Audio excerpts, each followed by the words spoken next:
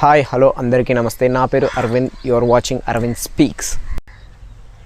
Cricket ఇండియాలో ఎంత పెద్ద బిజినెస్ మనందరికీ తెలుసు. More than a business, it is a religion for Indians. Yes, చాలామంది భక్తులు ఉంటారు క్రికెట్కి.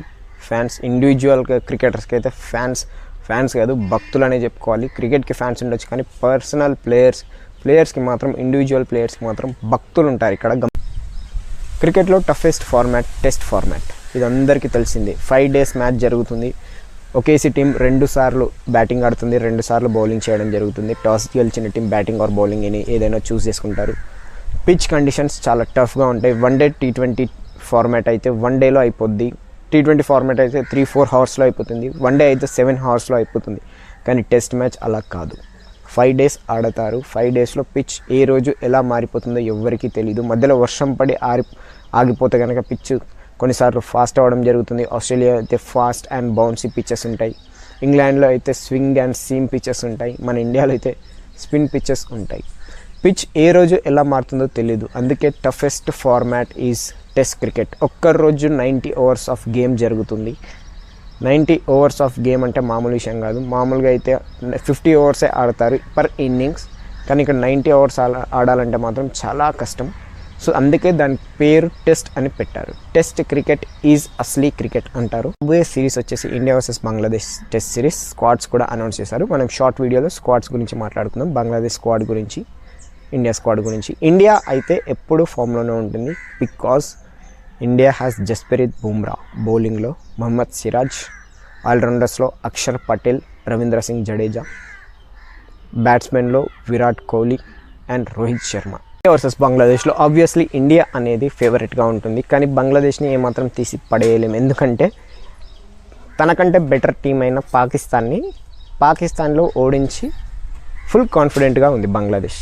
ఇంకోటి, బంగ్లాదేశ్కి ఇండియా అంటే అదొక కస వచ్చేస్తుంది వాళ్ళ లోపల. వేరే టీంతో ఎలా ఆడినా సరే ఇండియా టీం అనేసరికి వాళ్ళకి ఒక ఉత్సాహం, ఊపుంది ఊపేస్తా అన్న టైప్లో ఎమోషన్ వచ్చేస్తుంది, డివోషన్ వచ్చేస్తుంది, అన్నీ వచ్చేస్తాయి.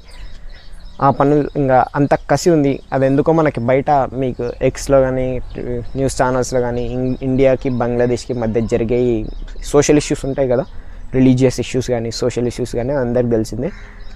మన ఇండియా ప్లేయర్స్ అంత పర్సనల్గా తీసుకొని ఆడరు. బంగ్లాదేశ్తో ఎనిమిటీని అంత పర్సనల్గా తీసుకోరు. జస్ట్ లైక్ అనదర్ టీమ్ అనుకుంటారు. కానీ బంగ్లాదేశీస్ మాత్రం India is not just another team, India is our enemy, ఆ రేంజ్లోనే ఆడతారు. ఇందాకే చూసాను, ఎక్స్లో ఒక ట్రెండ్ అవుతుంది. ఏం జరుగుతుందంటే క్యాన్సల్ బంగ్లాదేశీ సిరీస్ అని ట్రెండ్ అవుతుంది. క్రికెట్కి ఈ సోషల్ ఇష్యూస్కి సంబంధం ఏందో నాకు అర్థం కాదు. ప్రతి చెత్త విషయాన్ని తీసుకొచ్చి ఎక్స్లో ట్రెండ్ చేయడం బాగా అలవాటు అయిపోయింది జనాలకి. క్యాన్సల్ బంగ్లాదేశీ సిరీస్ అని బాగా ట్రెండ్ చేస్తున్నారు. ఇండియా వర్సెస్ బంగ్లాదేశ్ అని ట్రెండ్ చేస్తున్నారు. సిరీస్ ఇంకా స్టార్ట్ అవ్వనే లేదు, కనీసం ఒక ప్రెస్ కాన్ఫరెన్స్ కూడా అవ్వలేదు. అప్పుడే ఎందుకు లోలి స్టార్ట్ చేసారో. ఇంకా జనాలు ఎట్లా ఉంటారు అంటే ఎర్రి గొర్రెలు, ఎవడో ఏదో రుద్దితే వీళ్ళు చేస్తూ ఉంటారు, తెలిసిందే. ట్విట్టర్లో షేర్ చేసే ప్రతిదీ వీడికి రూపాయి కూడా ఇవ్వదు, కానీ ఎవడో ఏదో షేర్ చేస్తూనే ఉంటాడు, ట్రెండ్ చేస్తూనే ఉంటారు. కామన్ ఫ్యాన్స్ అయితే ఇప్పుడు SSMB ఫ్యాన్స్ కానీ, ప్రభాస్ గారి ఫ్యాన్స్ కానీ, NTR గారి ఫ్యాన్స్ కానీ, వాళ్ళ బర్త్డేస్కి పవన్ కళ్యాణ్ గారి ఫ్యాన్స్ కానీ వాళ్ళ బర్త్డేస్కి ట్రెండ్ చేస్తూ ఉంటారు. దానికి ఒక మీనింగ్ ఉంది. వీళ్ళ ఫ్యానిజం చూపించుకుంటుంటారు. కానీ సోషల్ ఇష్యూస్ అనేది ట్రెండ్ చేయడం ఏమాత్రం కరెక్ట్ కాదు. క్యాన్సల్ బంగ్లాదేశీ సిరీస్ క్యాన్సల్ చేయడం వల్ల ఒక్కడికి ఒక మెతుకు కూడా యూజ్ లేదు. అది నా పర్సనల్ ఒపీనియన్. యూజ్ లేదు, అంతే. ఇంకా ఏం లాభం క్యాన్సల్ చేస్తే? ఇప్పుడు WTC ఛాంపియన్షిప్ ఉంది, ఇండియా గెలవాలి, ఇండియా ఊపాలి అని అంటారు. కానీ ఇలాంటి టైంలో మనకి ఎంత ఇంపార్టెంట్ సిరీస్ బంగ్లాదేశ్ అనేది చిన్న టీం, మనందరికీ తెలిసిందే. నేను ఏది క్రిటిసైజ్ చేస్తలేను, కానీ ఆ చిన్న టీమే అందరికీ తెలిసిందే. పాయింట్స్ టేబుల్లో ఏ పొజిషన్లో ఉంది, ఇండియా ఏ పొజిషన్లో ఉంది మీరు చూసుకుంటే బంగ్లాదేశ్ అనేది ఒక చిన్న టీం అని మనకు అర్థమవుతుంది. ఆ టీంతో ఆడితే మనకి ప్రాఫిటబుల్. ఎందుకంటే ఈజీగా 1 test గెలిచి 1 test డ్రా అయినా సరే మనకి పాయింట్స్ అనేవి పెరగడం జరుగుతుంది. 2 tests విన్ అయితే ఇంకా హ్యాపీ, కానీ ఓడిపోవడం అయితే కుదరదు. ఇండియా బంగ్లాదేశ్తో ఓడిపోవడం అయితే కుదరదు. బట్ బంగ్లాదేశ్ అనేది టఫ్ కాంపిటీషన్, 100కి 120% ఇస్తుంది. బంగ్లాదేశ్ అనేది ఇండియాతో ఎప్పుడైనా సరే టఫ్ కాంపిటీషన్ ఇస్తుంది. ఇందాకే చూసాను ట్విట్టర్లో, ఏమని చూసానంటే ట్విట్టర్లో మెహదీ హసన్ మిరాజ్ ఉన్నాడు కదా, ఆ ప్లేయర్, తను ఎప్పుడూ కూడా బంగ్లాదేశ్ నేషనల్ యాంథమ్ పాడాడంట. ఎందుకు పాడవరా బాబు అంటే నేను న్యూస్లో చూసిన, ఎంతవరకు కరెక్ట్ కాదో తెలీదు. సమ్ క్రికెట్ అనలిస్ట్ యూట్యూబ్లో చేస్తుంటారు కదా న్యూస్ ఛానల్స్లో, వాళ్ళే చెప్పారు. వన్ ఆఫ్ ది టాప్ పొజిషన్లో ఉండేవాడు మనోడు, అతనే చెప్పాడు. ఎందుకంటే Bangladeshi national anthem is written by Rabindranath Tagore. తను ఒక ఇండియన్, అందుకే మెహదీ హసన్ మిరాజ్ బంగ్లాదేశ్ నేషనల్ యాంథమ్ పాడాడని. అంటే ఇండియా దానికంటే ముందు సబ్స్క్రైబ్ చేసుకునే వారు ఎవరైనా ఉంటే సబ్స్క్రైబ్ చేసుకోండి, లైక్ చేయండి, కామెంట్ చేయండి. కామెంట్ అండ్ లైక్ చేస్తే ఛానల్ని బూస్ట్ ఇస్తుంది యూట్యూబ్ అనేది. సో మీరు ఎంత లైక్ చేస్తే, కామెంట్ చేస్తే అంత సపోర్ట్ దొరికినట్టే. మీరు చేసే కొద్దీ నాకు ఊపు వస్తుంది, ఊపులో ఇంకా ఊపేస్తా. స్క్వాడ్స్ గురించి మనం ఇంకొక షార్ట్ వీడియోలో మాట్లాడుకుందాం. ప్రస్తుతం మన ఇండియా టాప్ 6 ప్లేయర్స్ నా దృష్టిలో వచ్చేసి అక్షర్ పటేల్, రవీంద్ర సింగ్ జడేజా. వీళ్ళిద్దరు ఆల్రౌండర్స్. వీళ్ళిద్దరు మంచి పర్ఫార్మెన్స్ ఇస్తే కనుక మనకి టైల్లో మంచి రన్స్ వచ్చే అవకాశం ఉంది. ఈ మధ్య సిరాజ్ ఇంకా బుమ్రా కూడా వాళ్ళ బ్యాటింగ్ ప్రాక్టీస్ ఎక్కువ చేస్తున్నారు, వాళ్ళు బ్యాటింగ్ ఇంప్రూవ్ చేసుకున్నారు. కాబట్టి టైల్లో రన్స్ రావడం చాలా ఇంపార్టెంట్. టైల్ ఎండర్స్ ఒక 40-50 రన్స్ చేసినా those 50 runs will be the winning runs of our team. ఇంకా బౌలింగ్ విభాగంలో చూసుకుంటే కనుక కుల్దీప్ యాదవ్. ఇండియాలో స్పిన్నర్స్ రవీంద్ర జడేజా, అక్షర్ పటేల్, కుల్దీప్ యాదవ్. వీళ్ళు ముగ్గురు మంచి కోఆర్డినేషన్ ఉంటుంది. ఇద్దరు లెఫ్ట్ ఆర్మ్ ఆఫ్ కట్టర్స్, ఇంకొకరు చైనామెన్ బౌలర్. ముగ్గురు లెఫ్ట్ ఆర్మ్ బౌలర్సే కావడం విశేషం. ఎలా ట్యాకిల్ చేస్తారో చూడాలి Bangladesh.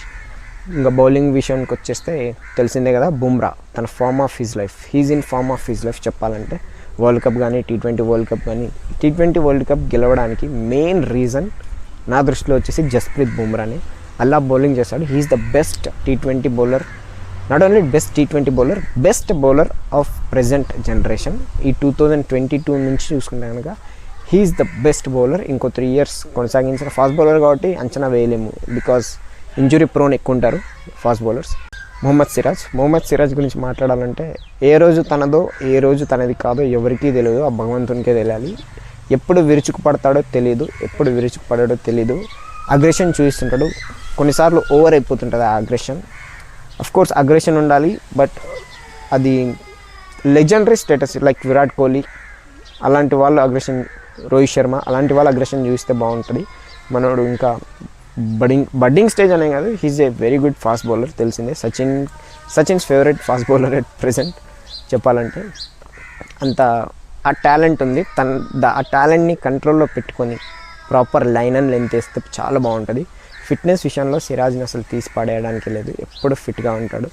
Available for all series, all through out the year 24/7 365 days తను టీంకి అవైలబుల్ ఉంటాడు. ఒక్కసారి కూడా డుమ్మా కొట్టడం అనేది జరగదు. ఐపీఎల్లో కన్సిస్టెంట్గా పర్ఫామ్ చేస్తుంటాడు. టీం ఇండియాకి కూడా అదే లెవెల్లో ఫిట్నెస్ పరంగా వెరీ కన్సిస్టెంట్ సిరాజ్.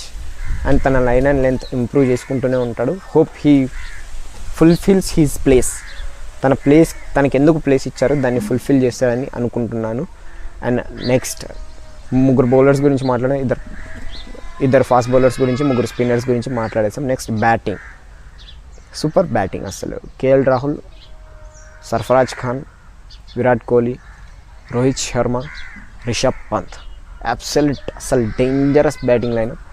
అటు ఇటు అనుకుంటే కనుక సర్ఫరాజ్ ఈజ్ అన్ అమెచ్యూర్, పెద్దగా ఎక్స్పీరియన్స్ లేదు కాబట్టి కానీ బంగ్లాదేశ్తో చెప్పలేం. On Indian soil first match వచ్చేసి చెన్నైలో ఉంది. ఇంకా విరాట్ కోహ్లీ గురించి మనం తెలిసిందే, విరాట్ కోహ్లీ, రోహిత్ శర్మ ఎంత తక్కువ మాట్లాడుకుంటే అంత మంచిది. వాళ్ళ గురించి మాట్లాడే అర్హత మనకు కూడా లేదు. They will keep on performing. వాళ్ళకి తెలిసింది ఒకటే లైఫ్లో, టీమిండియాకి ఆడాలి, మంచిగా ఆడాలి, దుమ్ము లేపాలి, అంతే. ఇంకా కేఎల్ రాహుల్ చాలా రోజులు అవుతుంది టెస్ట్ మ్యాచెస్ ఆడి, ఇంజురీ తర్వాత వచ్చాడు. ఐపీఎల్లో చాలా బాగా పర్ఫామ్ చేశాడు. Is very well performing. Fitness పరంగా తనకి కొన్ని ఇష్యూస్ ఉండొచ్చు, వాటిని అధిగమించి ఈ సిరీస్లో ఎలా పార్టిసిపేట్ చేస్తాడో చూద్దాం. WTC పాయింట్స్ టేబుల్లో మనకి ఈ సిరీస్ అనేది చాలా కీలకం. చిన్న టీమే ఈజీగా గెలుస్తాం అనుకోవడం లేదు, ఎందుకంటే ఒక్క మ్యాచ్లో ఒక 2 points అటు ఇటు అయిపోవచ్చు. విన్ అవ్వాల్సిన మ్యాచ్ డ్రా అయినా అటు ఇటు అయిపోయే ఛాన్సెస్ ఉంటాయి WTC ఫైనల్లో. మనం ఇంతకుముందు 2024 WTC చూసుకుంటే కనుక, ఇంతకుముందు WTC ఫైనల్ చూసుకుంటే కనుక ఒక్క మ్యాచ్తో మనం వెళ్తామా వేరే వాళ్ళు వెళ్తారా ఫైనల్కి అన్న ప్రస్తావన రెగ్యులర్గా వస్తుంటుంది. ఆ ఒక్క మ్యాచ్ అనేది డిఫరెన్స్ క్రియేట్ చేస్తుంది. ఐపీఎల్లో చూసుకున్నా మనం ఒక మ్యాచే డిఫరెన్స్ క్రియేట్ చేస్తుంది. చెన్నై ప్లే ఆఫ్స్కి వెళ్తుందా, ఆర్సీబీ ప్లే ఆఫ్స్కి వెళ్తుందా, రచ్చ అయిపోయింది ఆ రోజు. ట్విట్టర్, ఇన్స్టాగ్రామ్ మొత్తం. అలాగే ఇంతకుముందు WTCలో కూడా అలాగే జరిగింది. ఒక మ్యాచ్ అనేది డిఫరెన్స్ క్రియేట్ చేస్తుంది. డెఫినెట్గా డ్రానా విన్నా అనే పాయింట్ కూడా డెఫినెట్గా డిఫరెన్స్ అనేది చూపిస్తుంది. సో ఏ మ్యాచ్ని తీసిపడేయడానికి లేదు. బంగ్లాదేశ్ కాస్త కాన్సన్ట్రేట్ చేస్తే టీమిండియా విన్ అవుతుంది. విన్ అవ్వాలనే కోరుకుందాం. 19th నుంచి స్టార్ట్ అవుతుంది. మార్నింగ్ 9:30కే మ్యాచ్ స్టార్ట్ అవుతుంది. టైం ఇండియాలో జరిగితే మార్నింగ్ 9:30కి, ఆస్ట్రేలియా జరిగితే మార్నింగ్ 5:30కి. తెలిసిందే కదా మనకి క్రికెట్ ఫ్యాన్స్ అందరికీ ఈ విషయం తెలిసే ఉంటుంది. పొద్దున్న 4కి లేచి అల్లారమ్ములు పెట్టుకొని లేచి టాస్ కాడ నుంచి మ్యాచ్ని చూసేవాళ్ళం. అలాంటి డెడ్లీ ఫ్యాన్స్ ఉంటే ఎవరైనా కింద కామెంట్ చేయండి. ఈ సిరీస్లో top performer in bowling, top performer in batting ఎవరు ఉంటారనేది కింద కామెంట్ సెక్షన్లో మెన్షన్ చేయండి. Thank you so much. Thanks for watching the video. Squads గురించి ఇంకొక చిన్న షార్ట్ వీడియో చేస్తాను. షార్ట్ వీడియో కూడా డెఫినెట్గా చూడండి, మీకు నచ్చుతుంది. Thank you so much.